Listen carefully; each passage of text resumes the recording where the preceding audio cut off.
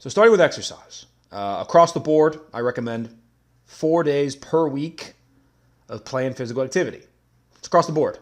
That's step one. You got to figure this part out. If you're going to get into this resistance, if you're going to figure about working out and going to the gym or working out at home or coming up with some form of exercise routine, you got to start here. 4 days per week.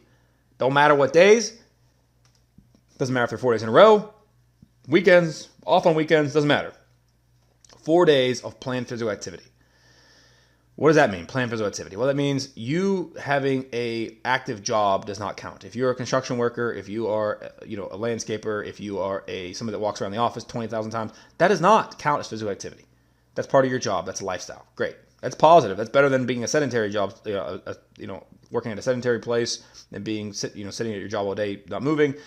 But it doesn't count as your exercise. You need to get that through your head right now. So these are planned physical activity, which means that you have got to plan this into your schedule or prepare to do it 4 times a week and specifically set time aside to work out. Now, on the next part, what kind of workouts are we talking about? We came up with the number 4. The reason that that's important, it's generally people can get away with less workouts per week and still get some success, and people can work out more and expedite the results. But I'm just trying to find almost a good number that I think is foolproof, error-proof. Meaning that if you work out 6-7 days a week, obviously I think it increases your chances of reaching your goals and reaching them faster. But can most people do 6-7 days? No, absolutely not. So it's not really feasible in the long term because it's not able to be adhered to, which is part of the equation. Well, what about 2 days or 3 days? Well, it's probably higher up on the adherence scale. People could probably fit in 2 days a week. Easier than 4 days, but what kind of results do you get? Well, it's tremendously slowed, I think, compared to 4 days. Yeah, I think it is. I think 2 days a week, it's still better than 0, and it's good. I don't think it's enough. So we've arrived at 4 days per week. And again, this is through clientele. We've gone through every cycle you can imagine.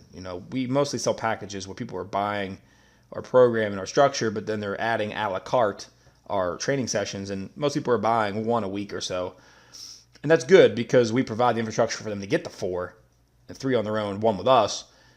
But originally it wasn't always like that. I mean, we would sell almost all sessions a la carte, and some people would buy 3 a week, some people would buy 2, and a lot of people did buy 1. And so when I analyzed that as a business owner, I said, well, that ain't enough. I mean, someone buying 1 session off of us a week is not enough to induce change. So what's happening is we're taking their money. They're not getting results. That's just a bad business move. That doesn't help anybody. So I think I went on a cruise this year, 2018, in October, and I rethought about the whole thing, and I said, we got to get people to do 4 days. 4 days is the new number. When I look at people that are successful, it's at least 4 days. That's the terminology. It's at least 4 days. You can go 5, 6, 7, but you got to adhere to it. But people, there's a big difference between people that go to the gym or work out 1 or 2 times a week and people that work out 4 or more. So that's how we've got there. Now, what kind of training are you doing? You have got to be at least 3 of those days some form of resistance or weight training. If you're uncomfortable, you got to learn to get comfortable. I mean, there's no way around it. Resistance training would make up things like lifting weights, using body weight exercises, because your body can be used for resistance, resistance bands, things like TRX, which is body weight, medicine balls. I mean, almost any piece of equipment can be used to add resistance. So essentially, I'm trying to get to the point where it's just not cardio, right? It's working out without the cardio component. You can add cardio in. It could be a factor. There's ways to get it in, but essentially, I'm trying to get to the point that you need to be lifting weights. TRX and body weight training, although probably technically resistance training, it's not the same as weightlifting. Weightlifting is really an assured way to overload your muscles, which will produce muscle protein synthesis, blah, blah, blah, blah, blah.